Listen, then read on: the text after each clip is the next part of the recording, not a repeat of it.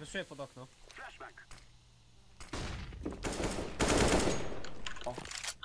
Fleszuję matryk. Masz molo czapel. Gdzie on strzelał? Przegale. Nie wiem, kuchni strzelał. Spaliłem matryk. Wychylę tą kuchnię. Nie widzę ty. Wyskoczył! Wyskoczył. Zobacz. Kuchnia i BS. Forest. Bez. Forest i bez.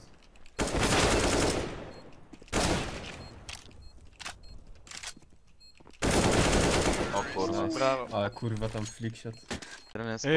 Łącznik ci wchodzą. Ta łącznik jest. Dostał heada. Zabił. I top mid. On ma 40. Gale podbiega.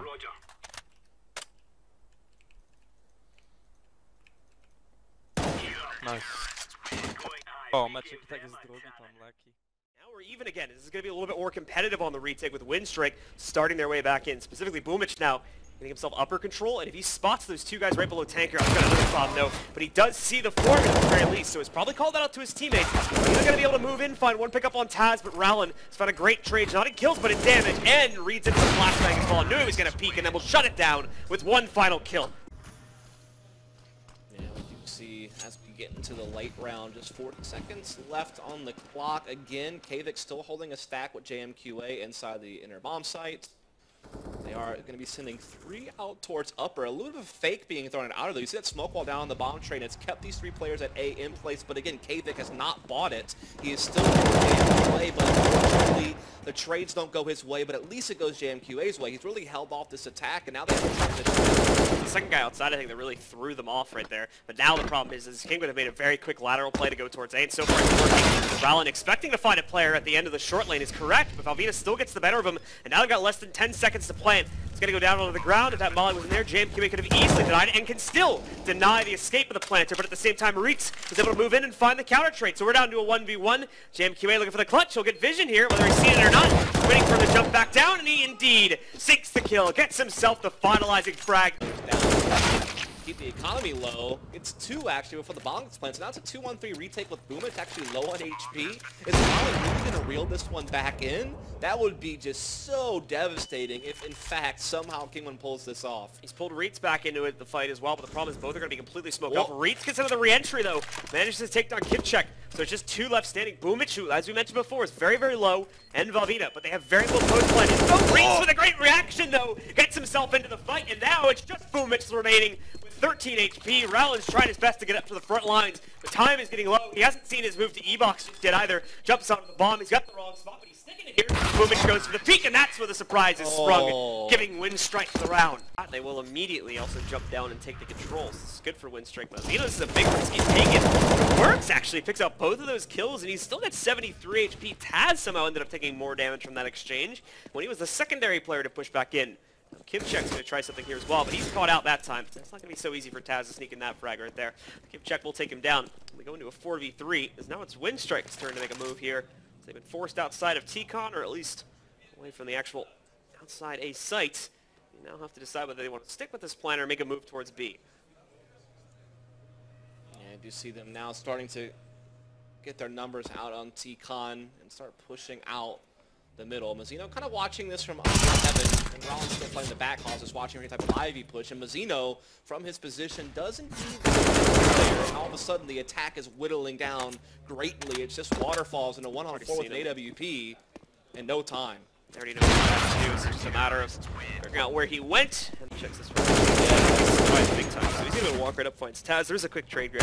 Zeno, oh, and Rowland as well. Close up.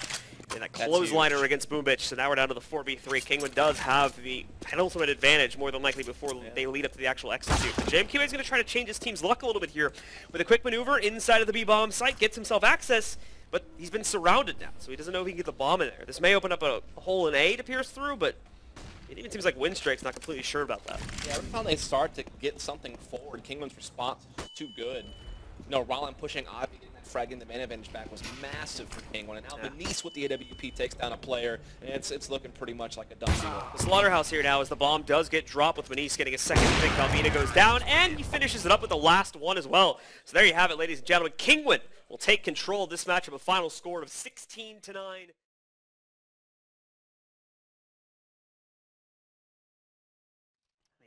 are just going to completely give up on advanced positioning. Both will fall back to within the actual site. Only hope would be Tossic here to turn the Top's going to check that. He's completely blinded out. Petite looking for the trade, and he'll get it. Knocking on Hobbit, but okay, that's only the start. You still have the 3v4 you're working against here right now. From Mo, they've still just been able to leverage that advantage all the way through the round. And as we get to the last 30 seconds, Petite with an AWP at Coffins is going to be responsible for the defeat. Alone is rotated so far away, but he's able to deliver 2 big kills. This buys that extra time for company to move over. They're still not rotating just yet. They're still not sure if it's a commitment to be. Now they're starting to figure it out. And Patty's playing so well. And he gets a 3rd. He's doing incredible work right now on this B-bomb site. After getting destroyed by an HE grenade as well. So amazing pickup so far from Patty. Now just a matter of, let's see if he can get the ace here. Mir's still trying to defend towards Banana, so in a certain degree he's blocked himself off. There's even a smoke to just cover the bomb, and there we go. Probably the opportunity that Petite needs to try and go in here, get the defuse off, or get the outright ace. Mir, though, he's coming back in too. Goofy wants to trade him. A lot of damage being done. Mir misses the returning up shot, and Goofy will take him down. Petite well on his way to the defuse. Has x-kom pick up a 4th round in a row here.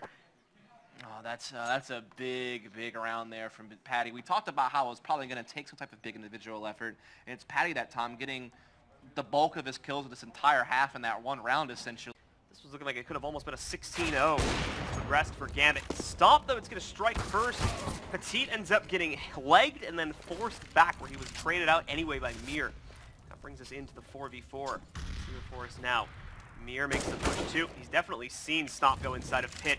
He used the molly to get him out, but there comes the surprise. Starkey is able to take him out, but it's a quick trade from Mo. However, now you've got Stomp in a good position. Mo just destroyed by Stomp as well through the smoke, leaving only Hobbit in the fight, and he's in a very awkward position, but will get caught off by Goofy too, securing. Seeing the big rush, all 5 players pretty much working their way down right at the beginning of the round here. Now the loop-in comes out. Stomp is able to take down Doge as well. Before they even made contact with the site. Site's actually just open for the taking, too.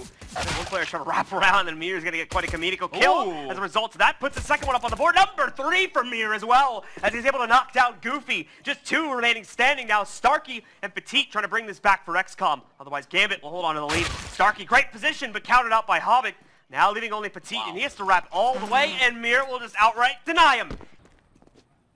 4 remain for this T side, and they're for the most part going to give up on their conquest at mid. Mir even spotting them going up towards Bananas. That's going to be a good intel play. Problem is, though, yeah, they did leave Starkey over here at all. So he's going to be able to catch Mir before he can get too far. Now they're coming back, but Doge is here for the intel as well. If he wins this, he's going to get a great spot. Doesn't manage to put the kill together, but he's at least seen 2, if not all 3 of those guys heading back towards the A site. And as you can tell, here come the rotates from Gambit. Yeah, Mo did get back into Pit with AWP as well before they could really start this attack on lane. He does get a nice little frag there. Nice. Flicks for another really impressive work from Mo with AWP. And Adren comes in to mop up the finish. And Still preserving a lot of utility, too.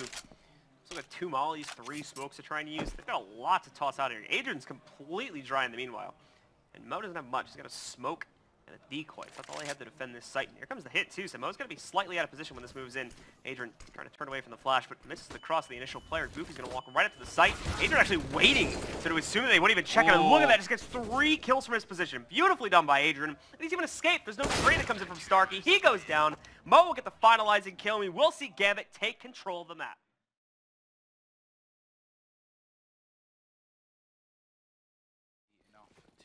Bite into this round, so it is going to be 6-0.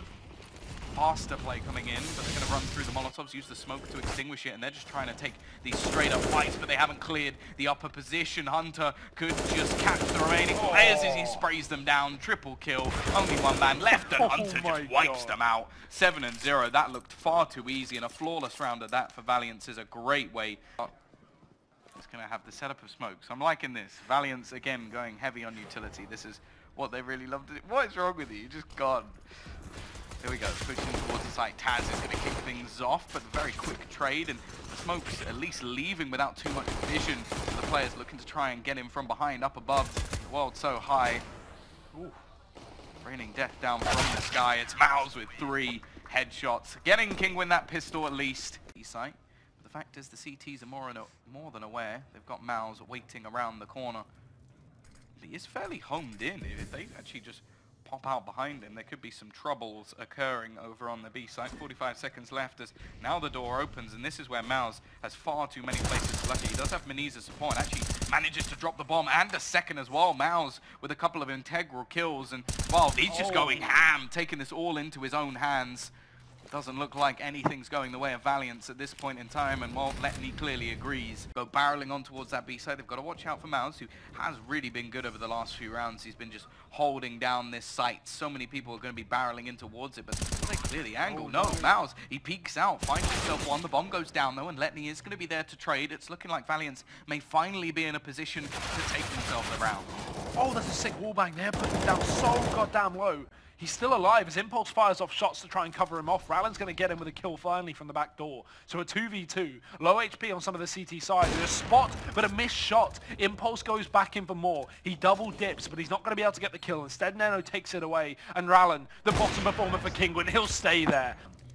Yeah, this surely has to be the moment where it ends. Reitz and Taz looking to try and save things here, but it seems like Valiance have finally done what took them so many rounds to do. Just remember, a 14-1 scoreline.